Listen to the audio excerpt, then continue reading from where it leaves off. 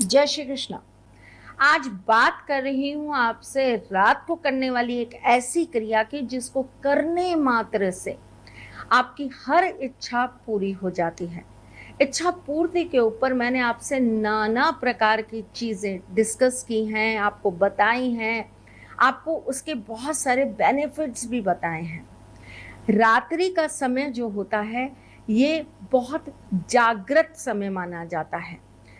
कुछ विशेष प्रकार की सिद्धियों के लिए, कुछ विशेष प्रकार के मंत्रों को जाप करने के लिए। और ऐसा कहते हैं कि रात्रि के वक्त जब हम कोई मंत्र या कोई साधना करते हैं तो उसका फल बहुत अधिक आता है।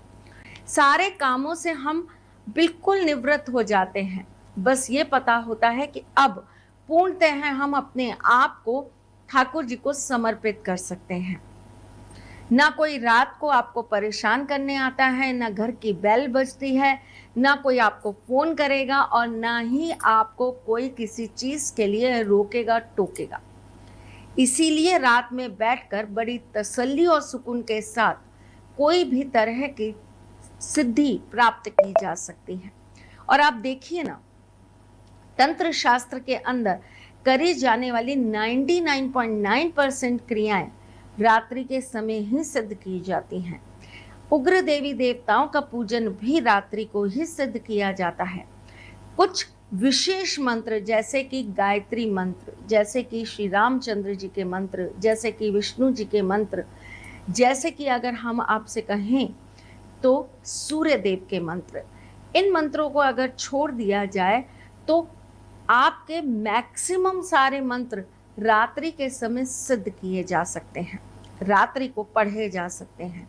और ये बहुत छोटी सी बात है जिसे बहुत लोग समझ नहीं पाते और उन्हें ये लगता है कि पता नहीं रात में ये पूजा करें नहीं करें, पता नहीं रात में इस पूजा को करने से कोई हमें गलत ना समझ ले। पूजा किसी भी वक्त की जाए, नियत साफ हो तो वो कभी गलत नहीं होती। ईश्वर को प्रसन्न करने के लिए दिन या रात नहीं देखा जाता। हाँ, कुछ चीजों के लिए नियम है, उनका पालन करना बहुत जरूरी होता है। रात्रि के समय हम चंद्रमा को बलि मानते हैं और चंद्रमा अपने आप में हमारे मन को, हमारी इच्छाओं को, हमारी चंचलताओं को अपने अधीन रखते हैं। चंद्रमा हमारी कुंडली में अच्छे होंगे तो हमारा हर वक्त हर पल खुशनुमा घूमेगा। लेकिन अगर चंद्रमा हमारी कुंडली में अच्छे नहीं तो यही खुशियां हमारे लिए दुख में बदल जाएंगी। इसीलिए हमारी इच्छाओं को, हमारी मनोकामनाओं को पूर्ण करने के लिए भी रात्रि का समय विशेष रूप से माना जाता है। आपने अक्सर देखा होगा, हम लोग रात्रि में 11-11 का समय जो होता है, इसे हम अपनी डिजायर्स का समय कहते हैं, इसे हम अपनी इच्छा पूर्ति का समय कहते हैं। इस समय हम कहते हैं कि हमारी जितने मन की हमारी इच्छाएं हैं, हमारे मन के अंदर जितनी भी अभिलाषाएं हैं, उनको हम इस समय पर अगर मांगे या बोले तो ये पूर्ण हो जाती है। दिन के एक समय जब हम अपनी कोई भी बात बोलते हैं ना तो वो पूरी होती है, ऐसा हमें यूनिवर्स भी कहती है। और यूनिवर्स ने इस टाइम को हमारे लिए विशेष चुना है। तो चलिए, आप लेकिन इस टाइम पर आज काम नहीं करेंगे, आप ये कार्य सोने से पहले करेंगे। और क्या करेंगे आप बता देती हूँ, लेकिन इससे पहले ये तो बता दूं कि मैं कौन हूँ।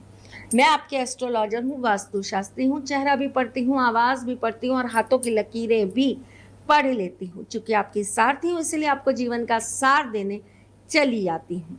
चलिए जी, जल्दी से बताती हूँ कि आपको करना क्या है। तो आपको करना ये है कि रात्रि में सोने से पहले आपको एक पानी का ग्लास लेना है। अपनी मनोकामना को उस ग्लास के पानी को देखते हुए 17 बार आपको बोल देना है। उसके बाद आपको एक चम्मच लेनी है और 3 बार आपको उस पानी के ग्लास में से एक एक चम्मच पानी निकालकर क्लीम बोलकर पी जाना है। एक एक घुट पीना है, इसलिए मैं आपको चम्मच बोल रही हूँ कि चम्मच से ही पीजिएगा, वो एक एक घुट हो जाएगा आपका। 3 बार क्लिम बोलकर आपको इस पानी को पी जाना है।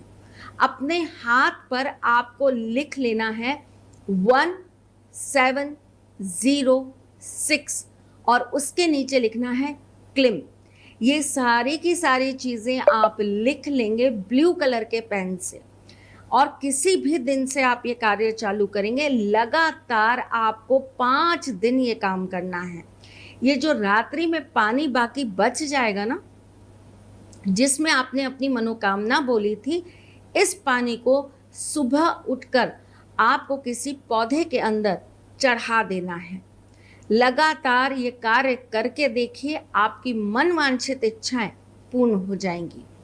अगर आपको बहुत ज़्यादा डर है किसी चीज़ का, मसलन मेरी नौकरी चली जाएगी, डर है मेरा बॉयफ्रेंड मुझसे दूर हो जाएगा, डर है मेरी शादी टूट जाएगी, डर है मेरे बच्चे मुझे छोड़कर चले जाएंगे, डर है मेरा काम कल नहीं चलेगा, डर है। अगर आपके अंदर डर किसी भी चीज़ का है, यानी कि आपकी कुंडली, आपके जीवन में राहु एक्टिव है, तो आपको रात्रि में सोने से पहले अपने पास में 2 कपूर की टिक्की रख लेनी है। एक के ऊपर आपको स्केच पेन से लिख लेना है क्लिम, और एक के ऊपर आपको लिख लेना है श्रिम।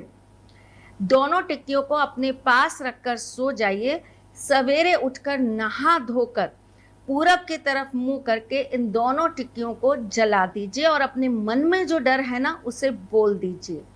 छोटी छोटी चीजें हैं, करके देखिए, इससे आपके जीवन में गजब का परिवर्तन आएगा तो आप हमें जरूर बताएंगे। मैं फिर आती हूँ आपके साथ, अब कुछ नया, कुछ अलग और कुछ अद्भुत लेकर। तब तक के लिए मुस्कुराते रहिएगा, रिश्तों में मजबूती बना के रखिएगा, अपने साथी के साथ यूं जुड़े रहिएगा, प्यार देते रहिएगा, प्यार लेते रहिएगा। ख्याल रखिएगा अपना और उनका जिनसे आप प्यार करते हैं। मैं जल्द आपके पास आऊंगी, तब तक के लिए जय श्री कृष्ण।